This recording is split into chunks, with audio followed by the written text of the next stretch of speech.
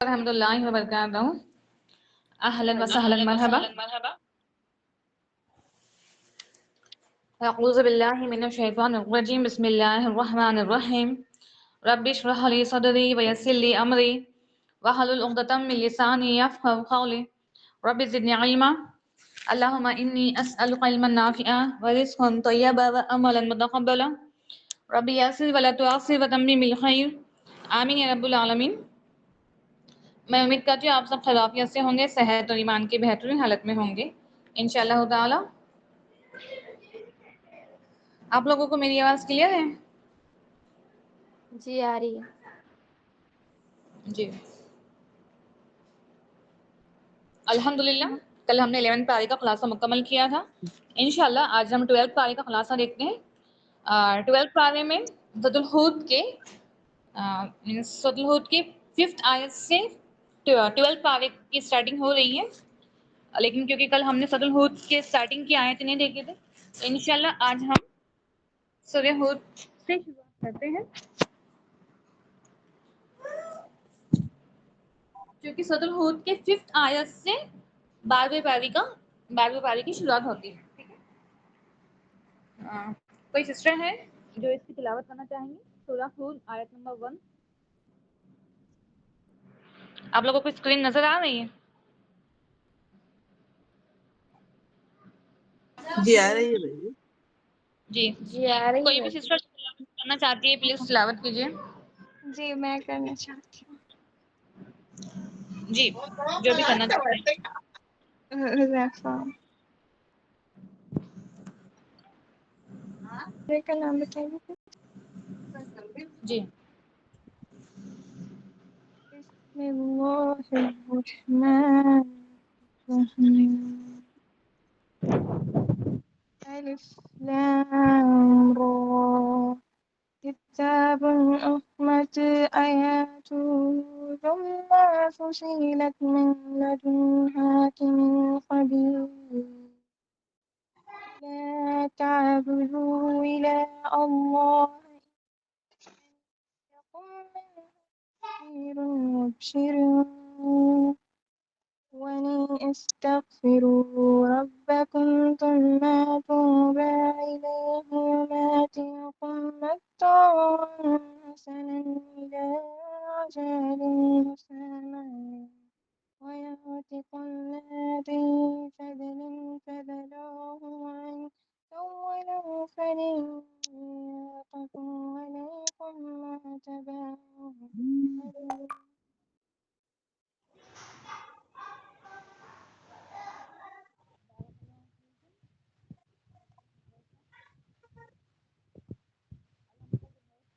إلى الله مرجعكم وهو على كل شيء قدير. ألا إنهم صدورهم ليستخفوا منه ولا حين يستغشون ثيابهم يعلم ما يسرون ولا يعلمون إنه عليم بذات الصدور.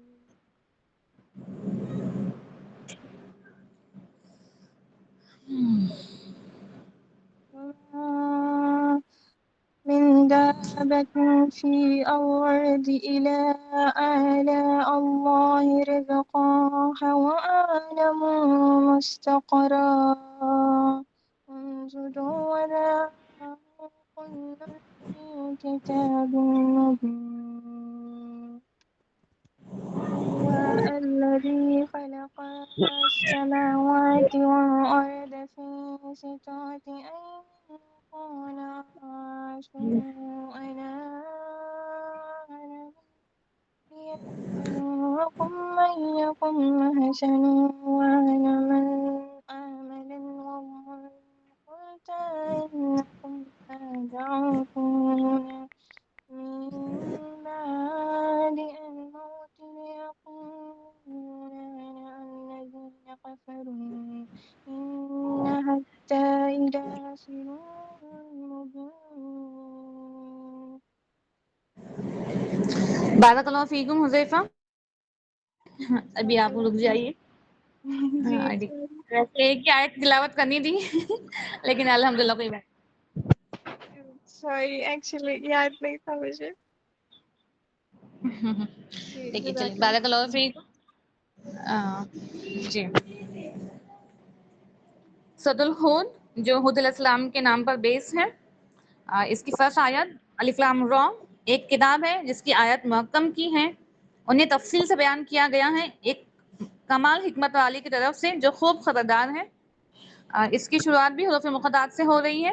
ہمیں پتہ ہے کہ ہمیں حروف مقطعات کا کوئی میننگ نہیں بتایا گیا ہے، اور کسی صحابہ اکرام نے بھی آپ محمد صلی اللہ علیہ وسلم سے اس کا میننگ پوچھنے کی کوشش نہیں کی ہے. لہٰذا اس کا میننگ معلوم ہونے سے یا نہ معلوم ہونے سے ہمارے شریعت پر کوئی اثر نہیں پڑا ہے، اس لیے ہمیں بھی اس کا میننگ جاننے کی کوشش نہیں کرنا ہے.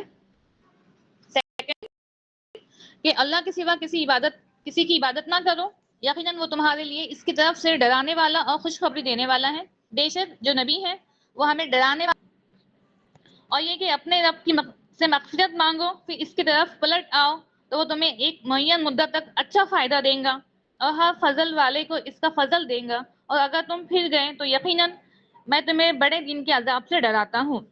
ٹھیک ہے، کہا گیا ہے رسول نے میسج پہنچا دیا ہے کہ اپنے رب سے مغفرت مانگو، پھر اس کی طرف پلٹ آؤ، کہ وہ تمہیں ایک معین مدت تک اچھا فائدہ دے گا، اور ہر فضل والے کو اس کا فضل دے گا، اور اگر تم پھر بھی کفر پر پھر گئے تو یقیناً میں تمہیں بڑے دن کے عذاب سے ڈراتا ہوں. اللہ ہی کی طرف تمہارا لوٹنا ہے، اور وہ ہر چیز پر خوب قدرت رکھنے والا ہے. اب کیونکہ ہم دیکھ رہے ہیں کہ جو بھی بستیوں میں جتنے بھی بستیاں ہلاک ہوئی ہیں، یا جن بستیوں کی طرف جن رسولوں کو بھیجا گیا ہے ان کے جو مخالفت کرنے والے تھے، ہم دیکھ رہے ہیں کہ اکثر جو کنورزیشن بتایا گیا ہے کہ کون مخالفت کرنے والے، وہ کون ہے، وہ سردار ہیں. ان بستیوں کے، ان قوم کے جو بڑے لوگ ہیں، ٹھیک ہے، سردار، وہی زیادہ مخالفت کرنے والے ہیں. اب سورۃ الہود میں ہمیں بتایا گیا ہے نوح علیہ السلام کا واقعہ، ہود علیہ السلام کا واقعہ، ٹھیک ہے، اور صالح علیہ السلام کا واقعہ. ہم دیکھیں گے کہ تینوں کے جو مخالفت کرنے والے تھے وہ تو کفار تھے ہی تھے، لیکن کفاروں میں جو سردار تھے وہی تھے. ٹھیک ہے، ابھی کیونکہ اس میں جو نوح علیہ السلام کا واقعہ تھوڑا تفصیل سے ہے، ہم جسٹ اگر شارٹ ان کے بارے میں ہم دیکھ لیتے ہیں کہ نوح علیہ السلام ایسے نبی ہے جس نے بہت زیادہ جس نے تبلیغ کی ہے، ایک لمبی مدت تک، مطلب 950 سال جس نے تبلیغ کی ہے. تو دیکھیے اپنے قوم کو سمجھانا، جو قوم اپنی ضد پر اڑے ہوئے ہیں، جو بات نہیں مان رہے، انہیں سمجھانا، وہ بھی 1 2 3 4 مہینے، 1 2 3 4 سال نہیں، 950 سال.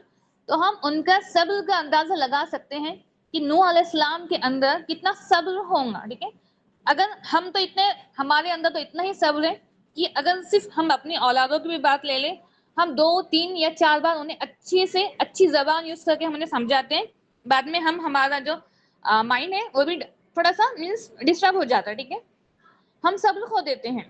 ٹھیک ہے، لیکن ابھی آپ سوچئے ایسے کفار ہیں، ویسے سردار ہیں جن کا مقصد صرف نوح علیہ السلام کو ستانا ہے اپنی باتوں سے. ٹھیک ہے، انہیں ٹارچر کرنا ہے اپنے باتوں سے، لیکن ویسے قوم کو مسلسل کنٹینیو 950 سال نوح علیہ السلام نے تبلیغ کی ہے. ایٹ دا اینڈ، آخر میں کہا گیا ہے کہ ایک جو فیگر نکالا گیا ہے، مفسرین کہتے ہیں کہ صرف 40 افراد، ٹھیک ہے، اتنی بڑی قوم اتنا لمبا عرصہ تبلیغ کرنے کے بعد بھی صرف 40 لوگ ہی تھے جس نے نوح علیہ السلام پر ایمان لایا تھا.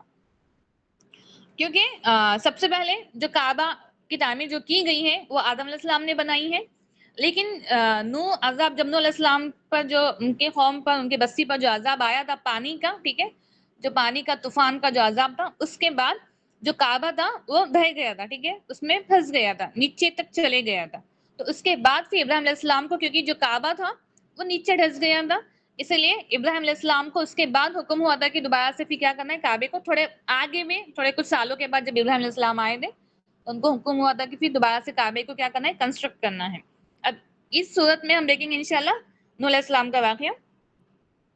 آگاہ رہو، بے شک وہ اپنے سینوں کو اس لیے دوہرے کرتے ہیں کہ اس سے چھپے ہوئے رہے. آگاہ رہو، جب وہ اپنے کپڑے اچھی طرح اوڑھتے ہیں، اور اللہ جانتا ہے جو کچھ وہ چھپاتے ہیں اور جو کچھ ظاہر کرتے ہیں. یقیناً سینوں کے رازوں کو خوب جاننے والا. ٹھیک ہے. اب یہاں پر آپ محمد صلی اللہ علیہ وسلم کو ایک ہمت دی ہے، کیونکہ نوح علیہ السلام کے ٹائم میں بھی، اس زمانے میں بھی جب وہ تبلیغ کرتے، اب نوح علیہ السلام تو بہت پہلے آئے ہوئے ہیں، ٹھیک ہے، سینئر نبی بہت پہلے، لیکن جو کفاروں کا رویہ رہا ہے ہر نبیوں کے ساتھ میں، کفاروں کا رویہ سیم رہا ہے. جو باتیں انہوں نے کہی ہیں کہ نعوذ باللہ جو نبی ہے وہ تو جادوگر ہے، سب کے سیم رہے ہیں. ٹھیک ہے. اب کیونکہ مکہ میں بھی یہی حال تھا، جب آپ محمد صلی اللہ علیہ وسلم جب تبلیغ کرتے، جب دین کی دعوت دیتے، تو کفار کیا کرتے، اپنے آپ پر، اپنے آنکھ پہ کیا کرتے، کپڑا ڈال دیتے اور کہتے کہ ہمارے تو دل غلاف میں ہے. ٹھیک ہے. ایک کور کیا ہوا ہے، ہمیں کوئی بات سنائی نہیں دیتی ہے. سیم اسی طرح سے جب نوح علیہ السلام تبلیغ کرتے تو جو سردار ہوتے، جو کفار ہوتے، وہ کیا کرتے، اپنے اوپر کپڑوں کو ڈال دیتے. ٹھیک ہے. اپنے کانوں میں انگلیاں ڈال دیتے تاکہ نبی جو کہنا چاہتے ہیں انہیں وہ بات سنائی نہ دے. تو اللہ کہہ رہے ہیں کہ بے شک وہ جو اللہ تعالیٰ جانتے ہیں جو سینوں میں ہے، جو کپڑوں کے اندر ہے. ٹھیک ہے. تو بے شک اللہ رب العالمین ان چیزوں سے باخبر ہے. اور زمین میں کوئی چلنے والا جاندار نہیں ہے مگر اس کا رزق اللہ ہی کے ذمے ہے، اور وہ اس کی قرارگاہ ہے، اس کے دفن کیے جانے کی جگہ کو جانتا ہے. سب کچھ ایک کھلی کتاب میں درج ہے. ٹھیک ہے. کہا گیا ہے بے شک سب کچھ ایک کھلی کتاب میں لوح محفوظ میں درج ہے، اور اللہ رب العالمین کے ہی ذمے ہے. زمین میں جو بھی چلنے والا جانور ہے، جو بھی جاندار ہے، ٹھیک ہے، ہر ایک مخلوق کا رزق اللہ کے ہی ذمے ہے، اور وہ اس کی قرارگاہ کہاں ہمیں پتا ہوتا ہے. الحمدللہ اللہ رب العالمین نے ہمیں ان بندوں میں شامل کیا ہے. ٹھیک ہے. ہمیں ایٹ دا اینڈ جب ہم ہمارے بستر سے اٹھتے ہیں تو ہمیں اتنا علم ہے، ہمیں پتا ہے کہ ہمارا بستر کیا ہے. رات میں اگر ہم دن میں کہیں گئے تو ہمیں اتنا پتا ہے، اتنا کانفیڈنٹ ہے کہ ہمارا مطلب آرام کرنے کی جگہ یہی ہے، ہمارا آرام گاہ یہی ہے، ہم رات میں یہی آنے والے ہیں، ہم رات میں یہی سونے والے ہیں. الحمدللہ. لیکن آپ سوچئے کچھ بندے ویسے بھی ہیں، کچھ لوگ ویسے بھی ہیں. ٹھیک ہے. اسپیشلی اگر ہم دیکھتے ہیں جو ریلوے اسٹیشن پہ ہوتے ہیں، بس اسٹاپ پہ، روڈ پہ، ٹھیک ہے، جو سوتے ہیں، ٹھیک ہے، جن کے پاس میں کوئی گھر نہیں ہوتا ہے، تو انہیں تو اتنا بھی علم نہیں ہے کہ آج ان کی صبح کہاں ہے اور رات ان کی کہاں ہونے والی ہے. لیکن بے شک اللہ رب العالمین ہر چیز سے باخبر ہے. اللہ کا ارشاد ہے کہ وہ جانتا ہے. ٹھیک ہے. اور زمین میں کوئی چلنے والا جاندار نہیں ہے مگر اس کا رزق اللہ کے ذمے ہے. ابھی آپ سوچیں کچھ ایسی مخلوق ہے زمین کے اندر، اتنے سارے مخلوق، اتنے سارے جانور جن کا ہمیں علم نہیں ہے، کتنے اسپیشیز ہے اس کا علم ہمیں نہیں ہے، لیکن بے شک ہر ایک کا رزق اللہ کے ذمے ہے. اب جسٹ اگر ہم سمندری جانور بھی لے لیں، کتنے سارے اسپیشیز ہیں سمندر کے اندر، ہمیں اس کا علم نہیں ہے، لیکن ہر ایک کا رزق اللہ کے ذمے ہے، ہر ایک کو اس تک اس کا رزق پہنچا رہا ہے. یہ اللہ کی ذمہ داری ہے. اللہ نے ہم سے رزق کا وعدہ کیا ہے. ٹھیک ہے.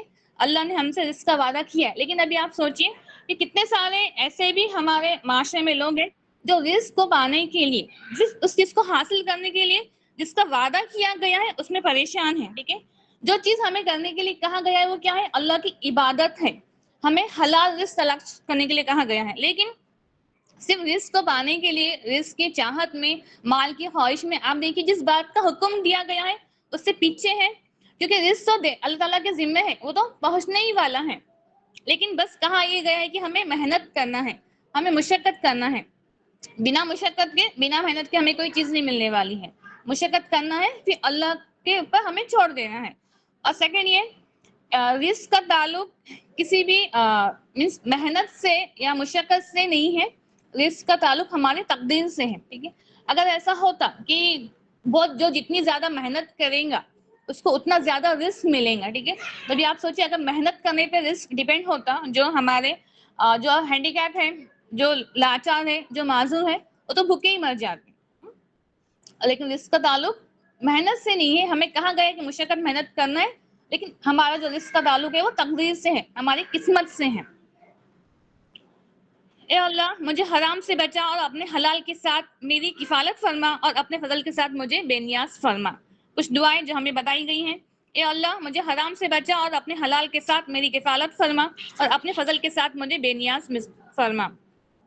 حضرت عمر بن خطاب بیان کرتے ہیں کہ نبی کریم صلی اللہ علیہ وسلم نے فرمایا کرتے ہیں کہ اگر تم اللہ پر توکل کرو جس طرح توکل کرنے کا حق ہے تو تم پرندوں کی طرح رزق دیے جاؤ گے. وہ صبح خالی پیٹ ہوتے ہیں اور شام کو بھرے ہوئے پیٹ ہوتے ہیں. ٹھیک ہے. بس مشقت کرنا ہے اور توکل اللہ پر کرنا ہے کہ بے شک وہ دینے والا ہے، وہ دینے والی ذات ہے، وہ دینا جانتی ہے. اور وہی ہے جس نے آسمان اور زمین کو 6 دنوں میں پیدا کیا اور اس کا عرش پانی پر تھا تاکہ تمہیں آزمائے کہ تم میں سے کون اچھے عمل کرنے والا ہے. اور بے شک اگر آپ کہیں کہ تم موت کے بعد ضرور اٹھائے جانے والے ہو تو وہ لوگ جو منکر ہے ضرور کہیں گے یہ تو کھلا جادو ہے کہ سوا کچھ نہیں ہے. ٹھیک ہے، اب کہا گیا ہے اللہ رب العالمین بار بار ہمیں تدبر کرنے کی طرف لے جاتے ہیں کہ ہمیں تدبر کرنا ہے کہ آسمان اور زمین کو بنانے والا اللہ ہی ہے.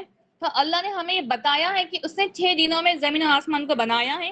بے شک اس کا عرش پہلے پانی پر تھا، پھر اس نے زمین اور آسمان بنائے اور اس کے بعد عرش پر یہ بلند ہوا. اور بے شک اگر آپ کہیں کہ تم موت کے بعد ضرور اٹھائے جانے والے ہو، جو کفار ہے، جو منکر ہے، جو منکر ہے، جو انکار کرنے والے ہیں، جو ان کا سب سے بڑا ایکسکیوز تھا، ٹھیک ہے، جس بات پہ ان کا انکار تھا وہ یہی تھا کہ ہم دوبارہ سے زندہ نہیں ہونے والے ہیں، مرنے کے بعد ہم دوبارہ سے زندہ نہیں ہونے والے ہیں. بے شک اگر آپ کہیں گے کہ موت کے بعد ضرور اٹھائے جانے والے تو وہ کہیں گے یہ تو جادو ہے. اس چیز کا ان پر یقین نہیں تھا. اور بلا شبہ اگر ہم ان سے عذاب کو ایک متعین مدت تک مؤخر کر دیں تو ضرور کہیں گے کہ اس سے کون سی چیز روک رہی ہے. خبردار جس دن عذاب ان پر آئے گا تو ان سے کسی طرح ہٹایا نہیں جانے والا ہے اور انہیں عذاب گھیر لے گا جس کا مذاق اڑایا کرتے تھے. تو یہ جو کفاروں کا تھا مطالبہ یہ سیم تھا. اگر انہیں عذاب سے ڈرایا جا رہا ہے تو عذاب کب آئے گا. ٹھیک ہے، ہونا تو یہ چاہیے تھا اگر ایمان والے ہوتے عذاب سے ڈرایا جا رہا ہے تو پناہ مانگتے، توبہ کرتے. لیکن کفاروں نے کیا کہا؟ انتظار کہ ہم پر عذاب کب آ رہا ہے. اور بلا شبہ اگر ہم انسان کو اپنی رحمت سے نوازیں پھر اسے اس لیے چھین لے تو یقیناً وہ انتہائی نا امید اور بے حد ناشکرہ ہو جاتا ہے. اب اللہ رب العالمین ایک انسان کی کردار بتا رہا ہے، ٹھیک ہے، فطرت کی اگر ہم انہیں اپنے نعمت سے نوازے، رحمت سے نوازے پھر اسے چھین لے تو انسان کیا ہو جاتا ہے؟ نا امید اور ناشکرہ ہو جاتا ہے. ٹھیک ہے، لیکن جو مومن ہے تو ہمیں ان بندوں میں نہیں بننا ہے جب جس کے پاس میں کوئی نعمت ہوتی ہے تو الحمدللہ کہتے ہیں. ٹھیک ہے، اور جیسی وہ نعمت چھینی گئی تو ہو سکتا ہے یہ آزمائش ہو یا امتحان ہو یا اللہ رب العالمین اپنے بندے کا ٹیسٹ لے رہا ہو کہ نعمت چھننے کے بعد کیا پھر بھی وہ صبر کرتا ہے، کیا پھر بھی وہ شکر ادا کرتا ہے. لیکن جس کا ایمان کمزور ہے کیا ہوتا ہے؟ وہ بہت ہی جلدی اللہ رب العالمین سے نا امید ہو جاتے ہیں اور ناشکری کرنے لگتے ہیں. حالانکہ اللہ تعالیٰ کا اعلان ہے اور جب تمہارے رب نے اعلان کیا اگر تم شکر کرو گے تو میں تمہیں اور زیادہ دوں گا اور اگر تم ناشکری کرو گے تو میرا عذاب بڑا سخت ہے. ٹھیک ہے، اور ناشکری کو کفر بھی کہا گیا ہے اور یہاں پر کہا گیا ہے کہ جس نے ناشکری کی اس کے لیے اللہ کا عذاب بہت زیادہ سخت ہے. اور اگر ہم انسان کو کسی تکلیف کے بعد کوئی نعمت عنایت کرے تو یقیناً وہ کہیں گا تمام تکلیفیں مجھ سے ہیں، مجھ سے دور ہو گئی. بلا شبہ وہ بہت اترانے والا، فخر کرنے والا ہے. ٹھیک ہے، اب کچھ لوگ ویسے بھی ہیں جب اللہ رب العالمین نے اس کی تکلیف کو دور کیا تو کیا کہتا ہے؟ کچھ لوگ جب تکلیف میں ہوتے ہیں تو تھوڑے سے شاید سائلنٹ ہو جاتے ہیں، خاموش ہو جاتے ہیں. ٹھیک ہے، دبے دبے رہتے ہیں. لیکن جیسی ان کی تکلیف دور ہو گئی، ان کی جو بھی پریشانیاں دور ہو گئے تو واپس سے کہتے ہیں نا کہ اپنے والی پر آ جانا. تو کیا کہتے ہیں؟ کہتے ہیں کہ تمام تکلیفیں مجھ سے دور ہو گئی ہیں. بلا شبہ وہ بہت اترانے والا اور فخر کرنے والا بن جاتا ہے. حالانکہ فخر کرنے والے بندے اللہ کو پسند نہیں ہے. جو تکبر کرے گا اللہ کو وہ بندے پسند نہیں ہے. تکبر کرنے والوں کے لیے کیا ہے؟ جنت حرام ہے. تکبر کس کی نشانی ہے؟ ابلیس کی. مگر وہ لوگ جنہوں نے صبر کیا اور نیک اعمال کیے ان کے لیے مغفرت ہے اور بہت بڑا اجر ہے. اب پہلی آیت میں کیا بتایا گیا ہے؟ کچھ لوگ ویسے بھی ہیں جو اتراتے ہیں، جو فخر کرتے ہیں، لیکن کچھ لوگ جنہوں نے صبر کیا اور نیک اعمال کیے ان کے لیے کیا ہے؟ ان کے لیے مغفرت ہے اور بہت بڑا اجر ہے.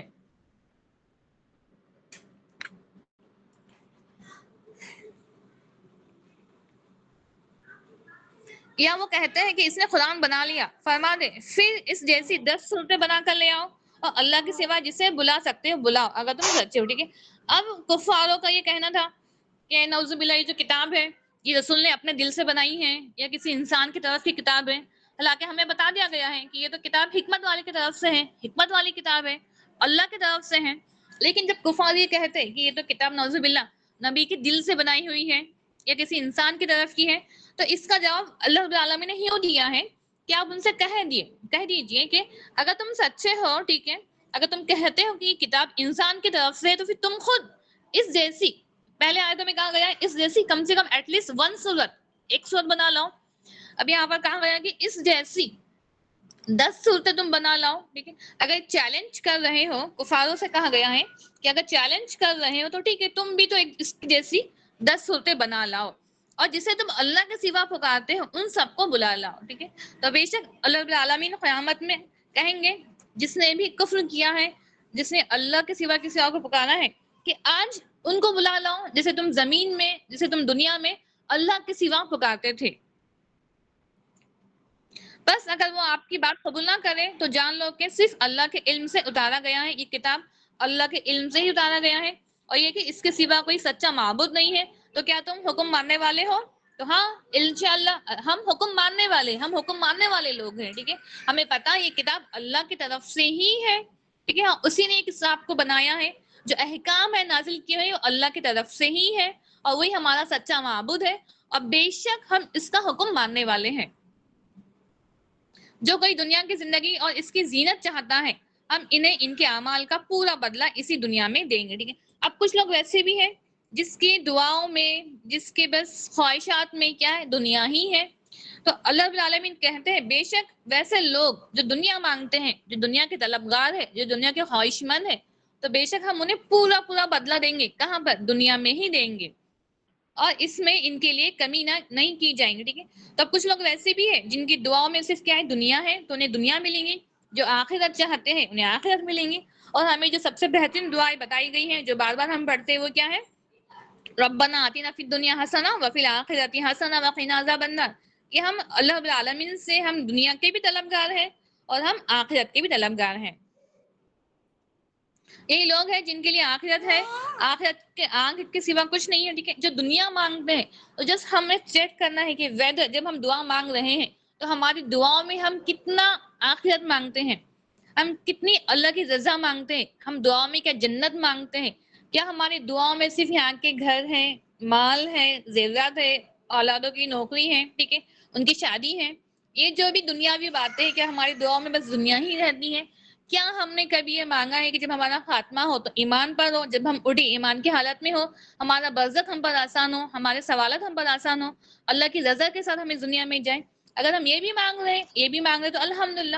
لیکن جو دنیا مانگتے ہیں اللہ انہیں دنیا ہی دیتے ہیں. اور کہا گیا ہے یہی لوگ ہیں جن کے لیے آخرت میں آگ کے سوا کچھ نہیں ہے، اور برباد ہو گیا جو کچھ انہوں نے دنیا میں کیا، اور ضائع ہو گیا جو کچھ وہ کرتے رہے. ٹھیک ہے، اب کتنے بھی اعمال کر لو، نیک اعمال کتنے بھی کر لو، ٹھیک ہے، اگر کفر کرنے والا ہے، اس کے دل میں شرک ہے، تو اس کے پورے اعمال ضائع ہو گئے. دیکھیں یہ اللہ کی قدرتی ہے، اس کی رحمتی ہے. ٹھیک ہے، جو اللہ کو نہیں مانتا ہے اللہ اسے دنیا میں بھی دے رہا ہے. ٹھیک ہے، اسے دنیا میں ہی دے رہا ہے. ٹھیک ہے، اگر ہم ہوتے، ٹھیک ہے، اگر ہم سے کہا جاتا، ٹھیک ہے، اگر ہمارے بس چھوٹا سا اختیار ہمیں ملتا تو ہم کیا کرتے؟ جو لوگ ہمیں چاہتے ہیں، جو لوگ ہمیں ویلیو دیتے ہیں، جو لوگ ہمیں رسپیکٹ دیتے ہیں، تو ہم انہیں کچھ نہ کچھ دیتے ہیں. ٹھیک ہے، لیکن اللہ کی ذات، اللہ کی صفات رحم کرنے والی ہے، وہ تو انہیں بھی کھلا رہا ہے. ٹھیک ہے، جو کفر کر رہے ہیں، جو اللہ کو نہیں مانتے ہیں.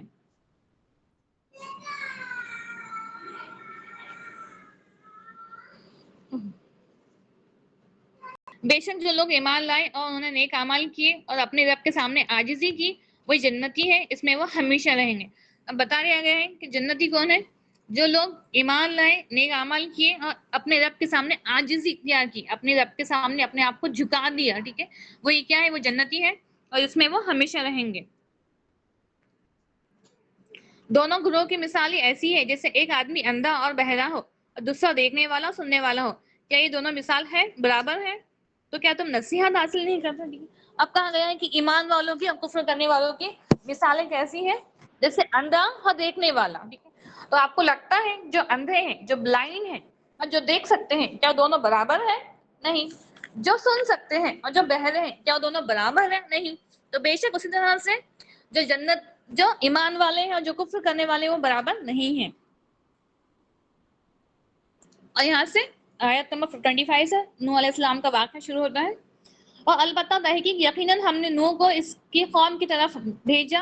انہوں نے کہا بے شک میں تمہارے لیے واضح طور پر ڈرانے والا ہوں. تو جو بھی نبی آئے ہیں اپنی قوم کی خیر خواہ تھے، اپنی قوم کو ڈرایا ہے، نذیرون تھے، ڈرایا ہے کہ اگر انکار کریں گے اللہ کو نہیں مانیں گے، ایک اللہ کی عبادت نہیں کریں گے تو بے شک عذاب ہے۔ یہ کہ تم اللہ کے سوا کسی کی عبادت نہ کرو، یہ نہیں کہا کہ اللہ ہے، ٹھیک ہے، کیونکہ اللہ ہے، انہیں پتا تھا اللہ ہے، لیکن اللہ کے ذات میں شریک تھا، ٹھیک ہے۔ یہ نہیں کہا کسی نبی نے آگا کہ اللہ ہے، اللہ کو تو سب پہچانتے تھے، اللہ ہے اس بات کا علم تھا، لیکن کیا تھا؟ شرک تھا، اللہ کی ذات کے علاوہ کسی اور پر بھی یقین تھا۔ تو انہوں نے کیا کہا کہ تم اللہ کے سوا کسی کی عبادت نہ کرو، بے شک میں تمہیں ایک دردناک عذاب سے ڈراتا ہوں۔ اس کی قوم میں سے جو وہ سردار جنہوں نے کفر کیا، دیکھیے یہاں پر بھی سرداروں کا ہی ذکر ہے، جو سردار، جو بڑے لوگ تھے اس زمانے کے، اس قوم کے، جس نے کفر کیا، کہتے ہیں ہم تجھے نہیں دیکھتے مگر اپنے جیسا ایک انسان، اور ہم تجھے نہیں دیکھتے کہ ان لوگوں کے سوا کسی نے تیری پیروی کی ہو جو ہم میں سے کمتر ہے، سرسری رائے کے ساتھ، اور ہم تمہارے لیے اپنے آپ پر کوئی برتری نہیں دیکھتے بلکہ ہم تمہیں جھوٹا سمجھتے ہیں۔ تو سرداروں نے کیا کہا؟ انہوں نے کہا کہ تم تو ایک ہمارے جیسے ہی انسان ہو، ٹھیک ہے، تمہاری کوئی ہم سے بہت زیادہ اسٹیٹس ہے یا حیثیت ہے، ویسی کوئی بات نہیں ہے، اور تمہارے ساتھ میں جو ایمان لانے والے ہیں وہ تو ہم سے کمتر ہیں۔ کیا کہا؟ وہ تو ہم سے کمتر ہے۔ تو یہ بات تھی کہ اس زمانے میں بھی جب آپ محمد صلی اللہ علیہ وسلم جب تبلیغ کر رہے تھے تو کفاروں نے کیا مطالبہ کیا تھا کہ ٹھیک ہے ہم آپ کے مجلس میں آئیں گے، لیکن جب ہم آئیں گے تو ہم جس مجلس میں ہم بیٹھیں گے تو ہمارے ساتھ میں ویسے لوگ نہیں ہونا چاہیے جو ہم سے کمتر ہو، کیونکہ وہاں پہ اس زمانے میں بھی کفاروں میں یہ بہت تھا کہ رعب، اسٹیٹس، ٹھیک ہے، ایک پوسٹ جو تھا، عہدہ، تو اس طرح سے کفاروں نے یہ مطالبہ کیا تھا رسول اللہ سے کہ اگر ہم آپ کے مجلس میں آئیں گے تو صرف سردار لوگ جو ہائیلی مطلب رہتے جس کا اسٹیٹس بہت زیادہ ہے وہی لوگ ہوں گے، جو کمتر ہے یا جو غلام ہے، ٹھیک ہے، جو مسکین ہے، وہ ہمارے ساتھ میں نہیں بیٹھیں گے۔ تو اسی طرح سے جو نوح علیہ السلام کے بھی تھے سردار، انہوں نے کیا کہا کہ تمہارے دین پہ مینس اسلام لانے والے، ایمان لانے والے تو وہ ہیں جو کمتر ہے، جو غریب ہے۔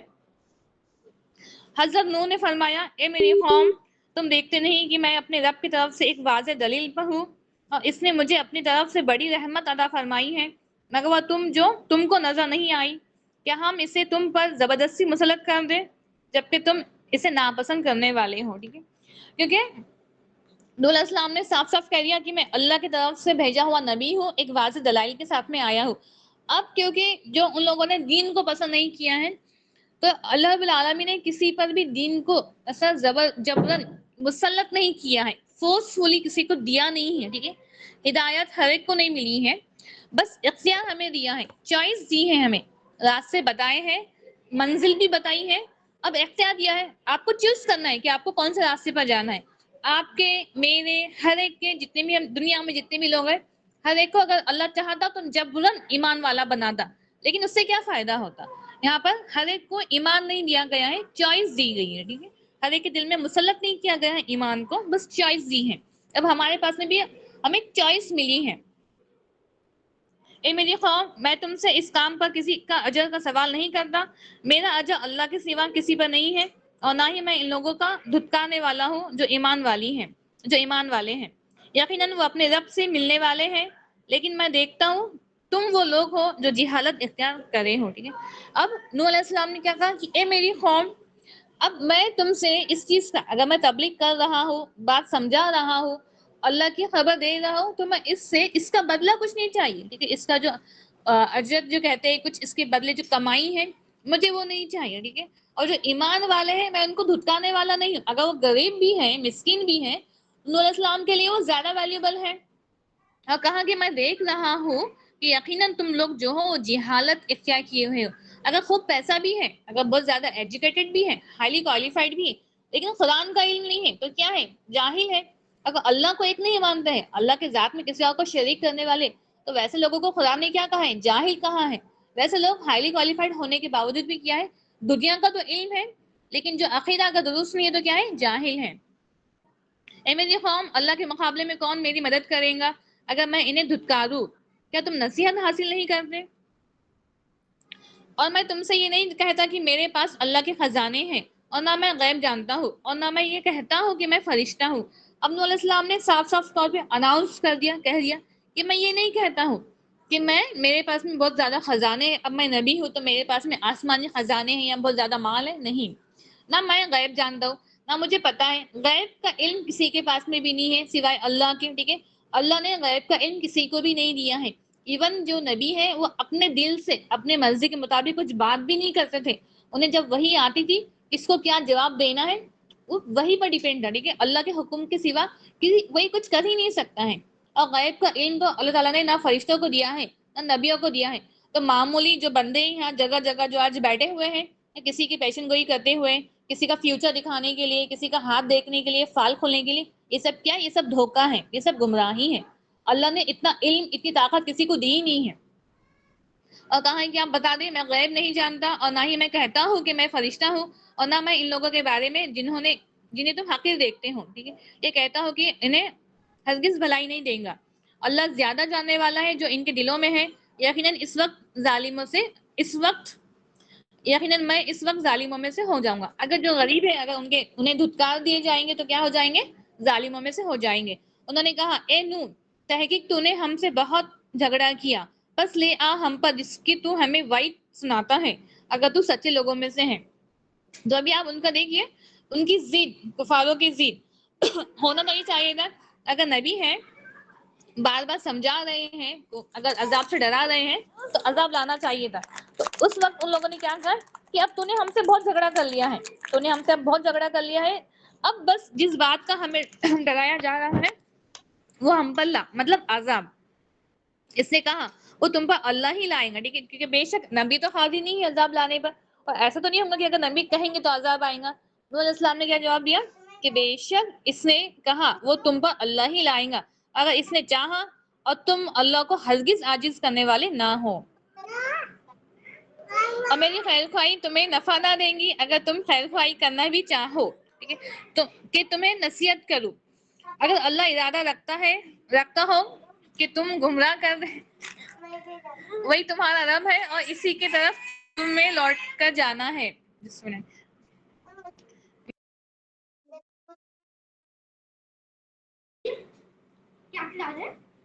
اور میری خیر خواہی تمہیں نفع نہ دیں گی اگر میں خیر خواہ کرنا بھی چاہوں کہ تمہیں نصیحت کروں. ٹھیک ہے, بے شک اگر نبی چاہتے بھی ہے خیر خواہی کرنا تو نبی کسی کے ساتھ میں خیر خواہی نہیں کر سکتا ہے اگر اللہ نہ چاہے.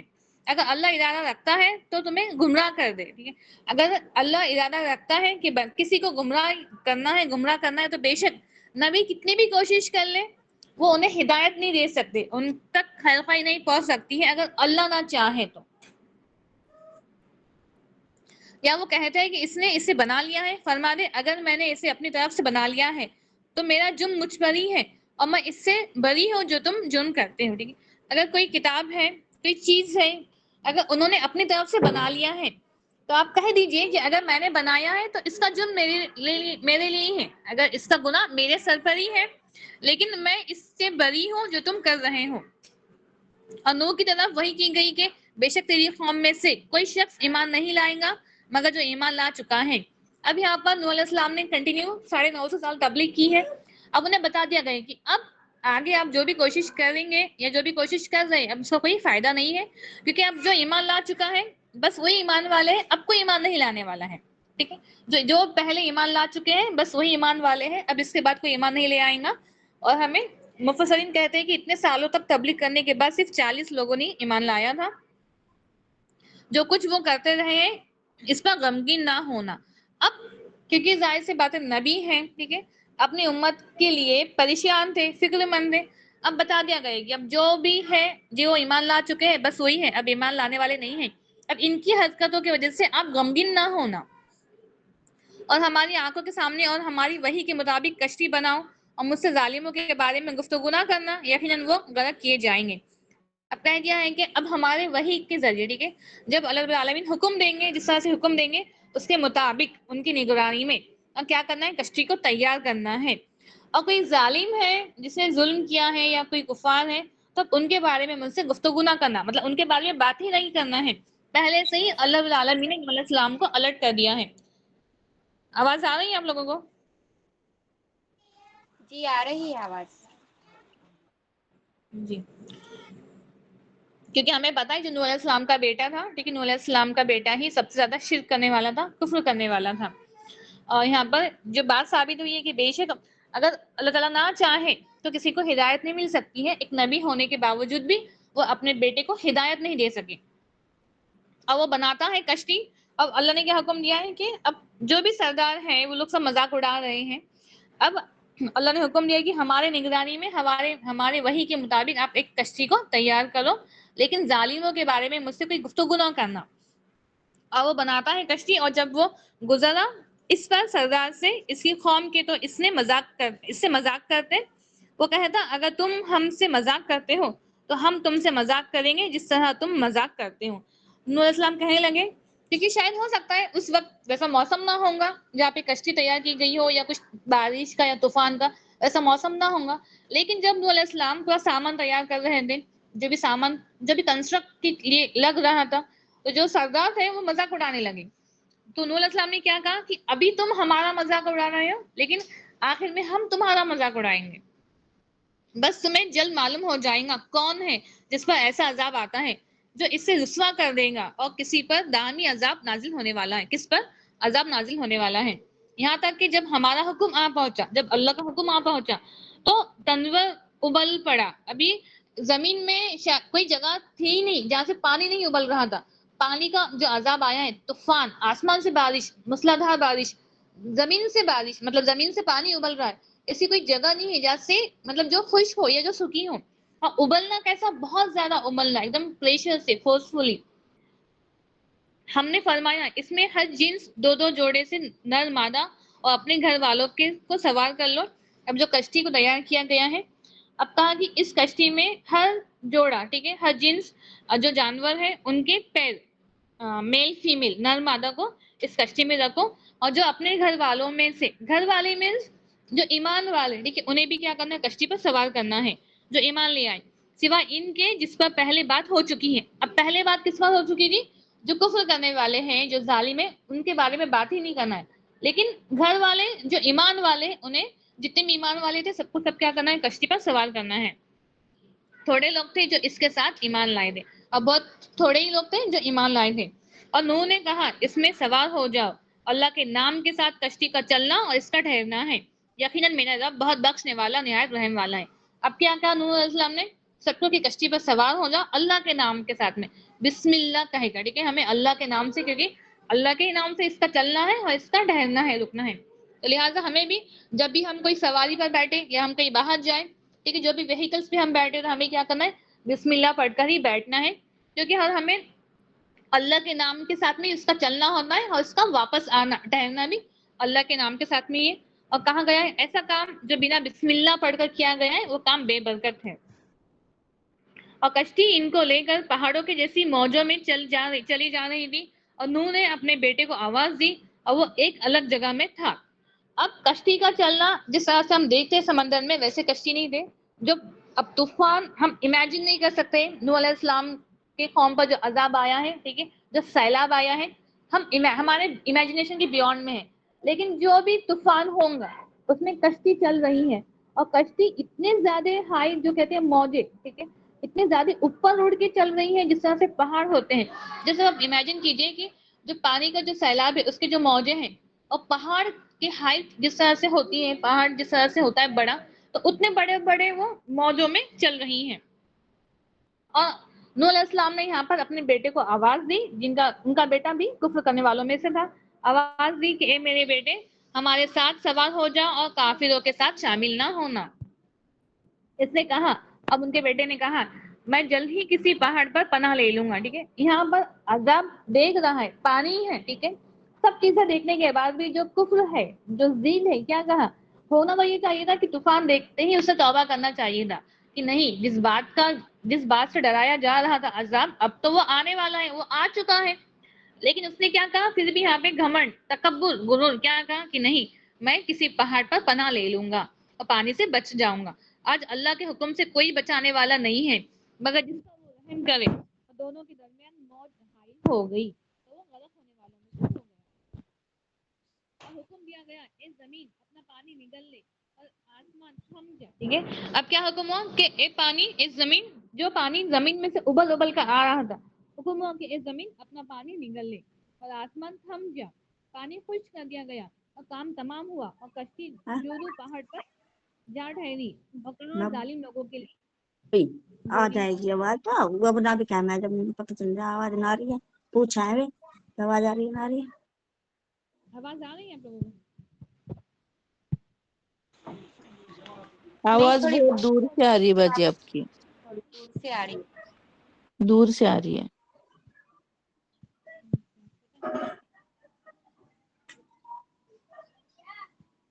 اب کیا حکم ہوا کہ زمین پانی نگل لے اور آسمان ابھی تھم بھی جا دور سے پانی۔ ہی آ رہی ہے۔ اچھا میں پھر دوبارہ سے ایک بار لیو ہو کے جوائن ہوتی ہوں۔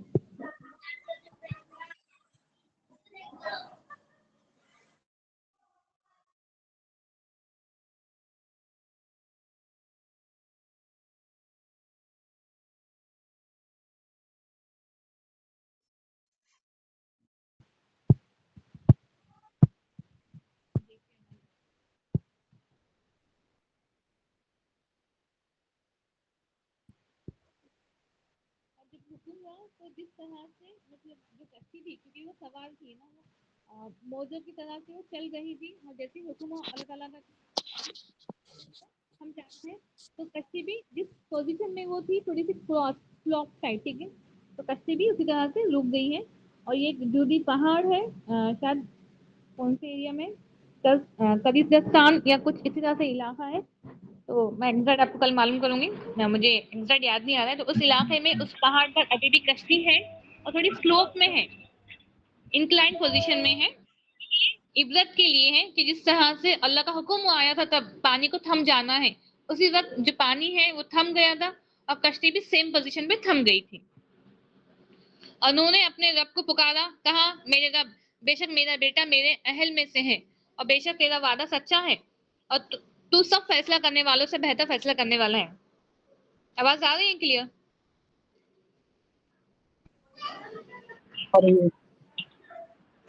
جی جی اب نوح علیہ السلام نے اللہ کو پکارا اور کہا کہ اے میرے رب بے شک میرا بیٹا میرے اہل میں سے ہے اور بے شک تیرا وعدہ سچا ہے اور تو سب فیصلہ کرنے والوں سے بہتر فیصلہ کرنے والا ہے۔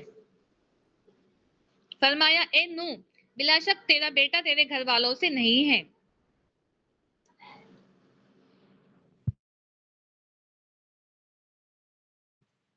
اب یہاں پر نوح علیہ السلام نے دعا کی کیونکہ اللہ نے کیا کہا تھا کہ اپنے ہماری آواز ہو جائے گی بات ہو جائے گی بلا شک تیرا بیٹا تیرے گھر والوں سے نہیں ہے۔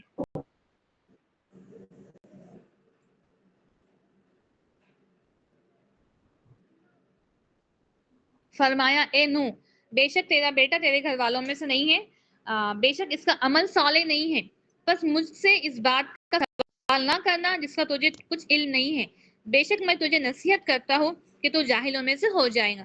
اب یہاں پر اللہ رب العالمین نے تھوڑا غصے میں کیونکہ پہلے ہی نوح علیہ السلام کو الرٹ کیا گیا تھا ظالموں کے بارے میں سوال نہیں کرنا ہے اور جو اہل والے لوگ ہیں مطلب جو ایمان والے لوگ ہیں ان کو سوال کرنا ہے۔ اب آگے نوح علیہ السلام نے اللہ تعالیٰ سے دعا کی کہ اے میرے رب اب میرا بیٹا ادھر طوفان میں ہے نا اب تو میرا وعدہ سچا ہے تو نے کیا کہا تھا کہ اہل کو اپنے گھر والوں کو کشتی میں لے کر سوار ہونا ہے میں انہیں بچا لوں گا لیکن میرا بیٹا سمجھو جو طوفان ہے وہاں پر ہے تو اللہ رب العالمین نے کہا ہے کہ تمہارا بیٹا تمہارے گھر والوں میں سے نہیں ہے وہ تمہارے اہل میں سے نہیں ہے کیونکہ وہ ایمان والا نہیں ہے وہ تو کفر کرنے والا ہے اور کہا بے شک جو میں نصیحت کرتا ہوں اگر اس بات کو نہیں مانو گے تو تم جاہلوں میں سے ہو جاؤ گے۔ اس نے کہا اے میرے رب بے شک میں تجھ سے پناہ مانگ رہا ہوں۔ دیکھیے اب جیسے ہی اللہ رب العالمین نے انہیں الرٹ کیا تو نوح علیہ السلام نے فوراً توبہ کی اور کہا کہ اے میرے رب بے شک میں تجھ سے پناہ مانگتا ہوں اس بات کا سوال کرو جس کا مجھے علم نہیں ہے اور اگر تو نے مجھے معاف نہ کیا اور مجھ پر رحم نہ فرمایا تو میں نقصان پانے والوں میں سے ہو جاؤں گا۔ کہا گیا اے نوح ہماری طرف سے سلامتی اور برکات ساتھ اتر جاؤ۔ اب جب طوفان تھم گیا کیا کہا کہ اے نوح ہماری طرف سے سلامتی اور برکات کے ساتھ اتر جاؤ تجھ پر اور ان جماعتوں پر جو ان لوگوں میں سے ہوں گی جو تیرے ساتھ ہیں اور جماعتیں ہیں ان کو ہم فائدہ دیں گے پھر انہیں ہماری طرف ہی دردناک عذاب پہنچیں گا۔ یہ غیب کی خبریں ہیں جنہیں ہم آپ کی طرف وحی کرتے ہیں۔ اب کیونکہ نوح علیہ السلام کا واقعہ بہت پہلے گزر چکا ہے بتا دیا گیا ہے کہ نوح علیہ السلام کی قوم میں جس نے ایمان نہیں لایا ہے ان پر عذاب آیا ہے، جو ایمان والے تھے وہ صحیح سلامت سے کشتی سے سوار ہو گئے ہیں۔ اب نوح علیہ السلام نے جب اپنے بیٹے کے متعلق سوال کیا اللہ سے، اللہ نے انہیں کہہ دیا کہ یہ ایمان والا نہیں تھا، تمہارے گھر والوں میں سے نہیں تھا، اگر دوبارہ ان کے بارے میں سوال کرو گے تو تم کیا ہو جاؤ گے؟ جاہلوں میں سے ہو جاؤ گے۔ اس پر نوح علیہ السلام نے توبہ کی اور کہا یہ غیب کی خبریں ہیں جنہیں ہم آپ کی طرف وحی کرتے ہیں، اس سے پہلے نہ آپ جانتے تھے اور نہ آپ کی قوم میں، بس صبر کرو، یقیناً متقی لوگوں کا انجام بہتر ہے۔ کیونکہ یہ ایسی خبریں ہیں جو بہت پہلے پاس میں گزری ہیں، تو یہاں پر نبی سے مخاطب ہے، اللہ تعالیٰ کہہ رہے ہیں کہ یہ غیب کی خبریں ہیں، ہم نے آپ تک پہنچائی ہیں کیونکہ آپ اس سے پہلے ان چیزوں سے ناخبر تھے، اور صبر کرو، یقیناً متقی لوگوں کا انجام بہتر ہے۔ اب یہاں پر نوح علیہ السلام کے بعد ہود علیہ السلام کا واقعہ ہے، جن کو قوم عاد کی طرف بھیجا گیا تھا، ایک بستی تھی عاد، اس کی طرف ہود علیہ السلام کو بھیجا گیا تھا، اور عاد کی طرف ان کے بھائی ہود کو بھیجا، اس نے کہا اے میری قوم اللہ کی عبادت کرو۔ انہوں نے بھی کیا کہا؟ اللہ ایک ہے نہیں کہا ہے، ٹھیک ہے، اللہ ہے کا نہیں کہا ہے، بس کیا کہا ہے کہ اللہ کی عبادت کرنا ہے، اللہ کی عبادت کرو، اسی کی عبادت کرو، اسی کے سوا کوئی معبود نہیں ہے، تم تو ماس جھوٹ باندھنے والے ہو، کیونکہ اللہ ایک ہے یہ بتانا تھا، لیکن اللہ کے ذات میں وہ شریک کرتے تھے کہ اللہ ہے، انہیں یہ بات پتا تھی، لیکن اللہ ایک ہے یہ ماننا ضروری ہے۔ اے میری قوم میں اس پر تم سے کوئی اجر نہیں مانگتا، میرا اجر اس کے سوا کسی پر نہیں ہے جس نے مجھے پیدا کیا ہے، کیا پھر بھی تم نہیں سمجھتے؟ اور میری قوم اپنے رب سے مغفرت طلب کرو، ٹھیک ہے، بار بار ہم دیکھ رہے ہیں نبیوں نے جو مطالبہ کیا ہے، سب سے پہلے کہ اللہ کو ایک ماننا ہے، اللہ کی ہی عبادت کرنا ہے، اور اس کے حضور کیا طلب کرنا ہے؟ مغفرت طلب کرنا ہے، توبہ کرنا ہے، معافی مانگنا ہے، بخشش مانگنا ہے۔ وہ تم پر بادل بھیجیں گا جو خوب برسنے والے ہوں گے، اور تمہیں تمہاری موت قوت کے ساتھ اور قوت سے زیادہ دیں گا، اور مجرموں کی طرح روگردانی نہ کرو۔ اب کیا حکم ہے کہ بے شک اللہ رب العالمین اس قوم کو بہت زیادہ نعمتیں دیں گے، ٹھیک ہے، جتنا وہ طلب کر رہے ہیں اس سے زیادہ دیں گے، لیکن بس کیا کرنا ہے؟ مجرموں کی طرح حد سے نہیں گزرنا ہے۔ انہوں نے کہا اے ہود تو ہمارے پاس کوئی واضح دلیل لے کر نہیں آیا، اور ہم اپنے معبودوں کو تیرے کہنے پر ہرگز نہیں چھوڑنے والے، اور نہ کسی طرح تجھ پر ایمان لانے والے، ٹھیک ہے۔ تو ایسی قوم گزری ہے، قوم عاد، قوم سمود، جس کو اللہ رب العالمین نے بہت زیادہ مال کی کثرت دی تھی، بہت زیادہ نعمتوں سے نوازا تھا، اور بہت زیادہ قوت دی تھی، ٹھیک ہے، مینس ایون مال کے ساتھ ساتھ صحت بھی تھی، لیکن پھر بھی ان لوگوں نے کیا کیا؟ نافرمانی کی۔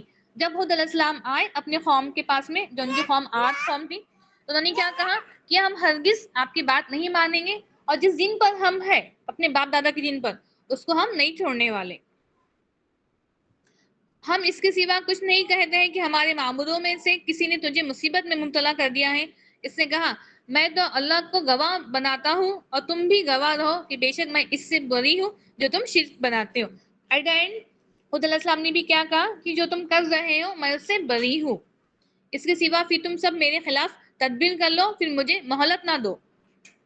بے شک میں نے اللہ پر بھروسہ کیا جو میرا رب ہے اور تمہارا رب ہے، کوئی چلنے والا جاندار نہیں مگر اس کی پیشانی اس کے قبضے میں ہے، بے شک میرا رب سیدھے راستے پر ہے۔ پھر اگر تم پھر جاؤ تو بلا شبہ میں نے تمہیں پیغام پہنچا دیا ہے جسے دے کر مجھے تمہاری طرف بھیجا گیا ہے، اور میرا رب تمہارے سوا کسی اور قوم کو تمہاری جگہ لے آئے گا اور تم اس کا کچھ نہیں بگاڑ سکو گے، بے شک میرا رب ہر چیز پر پوری طرح نگہبان ہے، ٹھیک ہے۔ اب کیا کہا کہ اگر مہوش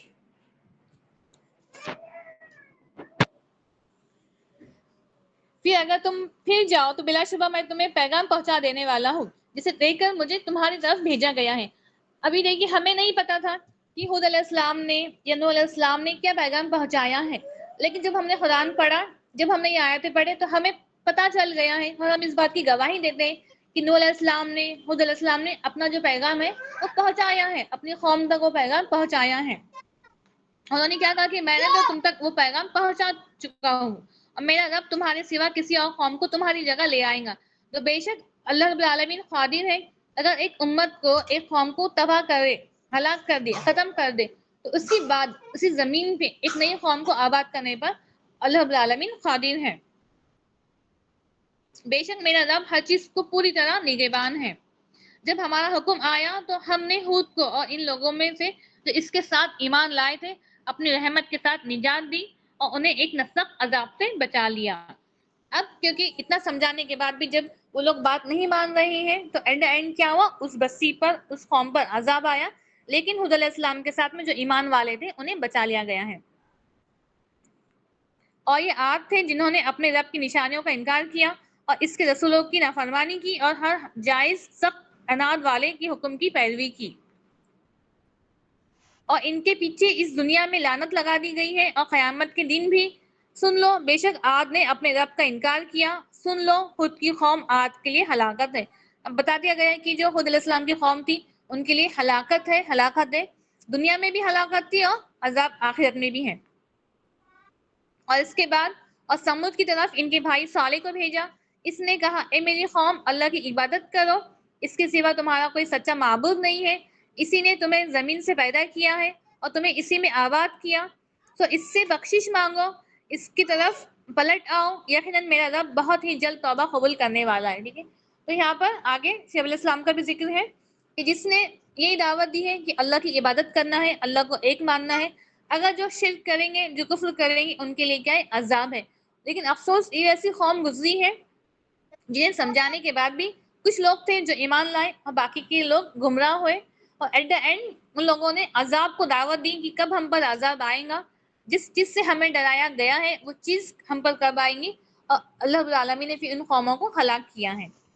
تو انشاءاللہ ہم یہاں پر رکتے ہیں کیونکہ اس کے آگے سورۃ یوسف، اگر ہم ابھی آدھا سورہ یوسف پڑھیں گے، کل آدھا پڑھیں گے تو شاید سمجھ میں نہیں آئے گا، تو انشاءاللہ کل ہم اس کو مکمل طور پر دیکھیں گے۔ اب جسٹ ایک چھوٹی بات جو ہمیں سمجھ میں آنا بہت ضروری ہے، دیکھیں ہم دیکھ رہے ہیں کہ جب اللہ رب العالمین نے جو امتیں بنائی ہے، ہر قوم میں، ہر ایک بستی میں اللہ تعالیٰ نے ایک نبی کو بھیجا ہے پیغام دے کر، ٹھیک ہے، یہ بات دے کر کہ ان قوم کو، ان بستی والوں کو سمجھانا ہے کہ اللہ ایک ہے، اور ڈرایا گیا ہے کہ اگر اللہ کی عبادت نہیں کریں گے، اللہ کے ذات میں شرک کریں گے، ان کے لیے جہنم ہے، جو ایمان لائے ہیں، جو نیک اعمال کریں گے، ان کے لیے جنتیں ہیں۔ اب کبھی کبھی ایسا ہوا کہ ایک ہی وقت میں ایک ہی علاقے میں کبھی کبھی 2 3 4 نبیوں کو بھیجا گیا ہے، ٹھیک ہے، ایک ہی وقت میں، اور اس وقت جو نبی تھے وہ اپنے علاقے کے لیے محدود تھے، ٹھیک ہے، ایک ہی نبی کو 2 3 ملکوں کے لیے، اب بہت زیادہ حصوں کے لیے نہیں بھیجا گیا تھا، اپنی جو زمین، جو جگہ وہ رہنے والے تھے، جو بستی میں وہ رہنے والے تھے، اسی بستی کے نبی کو اتنی حد تک ان کو محدود کیا گیا تھا۔ اب جتنے بھی نبی آئے، میکزیمم نبی جو آئے ہیں، میکزیمم نبی جو گزرے ہیں وہ فلسطین میں آئے ہیں، ٹھیک ہے، فلسطین کی جو زمین ہے، مسجد اقصی کی جو زمین ہے، اس زمین میں ہزاروں نبیوں کو مبعوث کیا گیا ہے۔ ابھی آپ سوچئے کہ جو ابراہیم علیہ السلام تھے، ٹھیک ہے، اب ابراہیم علیہ السلام ایک بہت بہت بہت بہت پہلے آئے ہیں۔ اب ابراہیم علیہ السلام ویسے تھے جنہیں کوئی اولاد نہیں تھی، جو تبلیغ کا کام کر رہے تھے، ٹھیک، اب ان کی دعاؤں کی وجہ سے جب انہوں نے دعا مانگی تو اللہ نے انہیں ان کے بڑھاپے میں، ٹھیک ہے، جوانی میں نہیں، بڑھاپے میں اللہ نے انہیں اولادوں کی خوشخبری سے نوازا، بیٹوں کی، ٹھیک ہے۔ اب ابراہیم علیہ السلام کی 2 بیویاں تھے، ایک کا نام تھا حضرت ہاجرہ اور ایک کا نام تھا حضرت سارہ۔ ابراہیم علیہ السلام کے 2 بیویاں تھے، ایک کا نام تھا حضرت ہاجرہ اور ایک کا نام تھا حضرت سارہ۔ اب جو سارہ علیہ السلام ہے، جو حضرت سارہ تھی، ان سے ان کو اسحاق علیہ السلام ہوئے، ٹھیک ہے، جو سارہ تھی ان سے اسحاق علیہ السلام ہوئے، اور جو حضرت ہاجرہ تھی ان سے اسماعیل علیہ السلام ہوئے۔ اب جو اسحاق علیہ السلام ہوئے، ابراہیم علیہ السلام، ان کے بیٹے اسحاق علیہ السلام اور ان کے بیٹے یعقوب علیہ السلام، ٹھیک ہے۔ اب یہ سب جو ہے، یہ سب فلسطین میں ہی رہنے والے تھے، یہ سب فلسطین میں رہنے والے تھے، لیکن جو حضرت ہاجرہ ہیں اور جو حضرت اسماعیل علیہ السلام ہیں، ان کے بیٹے، تو اللہ رب العالمین نے ابراہیم علیہ السلام کو حکم دیا تھا کہ اپنے اس بیٹے کو اور اپنی بیوی کو، ٹھیک ہے، حضرت ہاجرہ کو اور اپنے بیٹے حضرت اسماعیل کو کیا کرنا ہے، مکہ کی زمین میں چھوڑ کر آنا ہے۔ اب کیونکہ نبی تھے، کام کیا تھا، فوکس تبلیغ پر تھا، اللہ کا حکم ماننا تھا، تو انہوں نے کیا کیا، تبلیغ کے لیے انہوں نے کیا کیا، اب کبھی ان کو تھا کہ کبھی شام جانا ہے، کبھی روم جانا ہے، کبھی مکہ جانا ہے، رہنے والے کہاں کے، فلسطین کے، لیکن تبلیغ کے لیے یہ آس پاس کی جگہوں پہ جاتے تھے۔ اور جب اللہ نے حکم دیا ہے کہ کیا کرنا ہے، اپنی بیوی کو اور اپنے بیٹے حضرت اسماعیل کو مکہ میں چھوڑ کر آنا ہے، صرف حضرت اسماعیل کو اور حضرت ہاجرہ کو، ایک بیوی کو، ایک جو بچہ ہے ان سے، ان کو، اور حضرت سارہ اور حضرت اسحاق فلسطین میں ہی رہنے والے تھے، وہ لوگوں کا وطن وہی تھا، وہ وہیں رہنے والے تھے۔ اب اس طرح سے کیونکہ ابراہیم علیہ السلام نے اپنی بیوی کو اپنے بیٹے کو وہاں پر چھوڑ کر وہ چلے گئے، اس زمین سے چلے گئے، تو اس طرح سے جو حضرت ہاجرہ ہے اور حضرت اسماعیل علیہ السلام ہے وہ کہاں پہ رہ گئے؟ مکہ میں، ٹھیک ہے۔ حضرت اسماعیل کی پرورش تربیت مکہ میں ہی ہوئی، اور ان سے جو نسل آگے چلی، جو بھی جنریشن ان سے آگے چلے وہ مکہ میں ہی چلے، ٹھیک ہے، ایک کے بعد ان میں جو جنریشن میں جو آگے بڑھے تو ان کا خاندان جو آگے بڑھا وہ مکہ میں ہی بڑھا۔ لیکن اسماعیل علیہ السلام کے جنریشن میں کوئی بھی نبی نہیں آئے۔ اسماعیل علیہ السلام ایک نبی آئے، وہ نبی مبعوث کیے گئے ہیں۔ اب ان کے بعد میں جتنے بھی جنریشن آگے بڑی بڑی بڑی بڑی اب تک، ٹھیک ہے، جتنے بھی بڑی، تو ان میں کوئی نبی نہیں آیا تھا۔ لیکن جو ان کے دوسرے بھائی تھے اسحاق علیہ السلام، اسحاق علیہ السلام میں ایک کے بعد نبی آتے گئے، نبیوں کی چین بنتے گئی، ٹھیک ہے۔ ہر نبی ہر دور میں ایک نبی آئے، اور وہ نبی کہاں پہ رہنے والے؟ فلسطین میں ہی۔ کون سی زمین کے لیے؟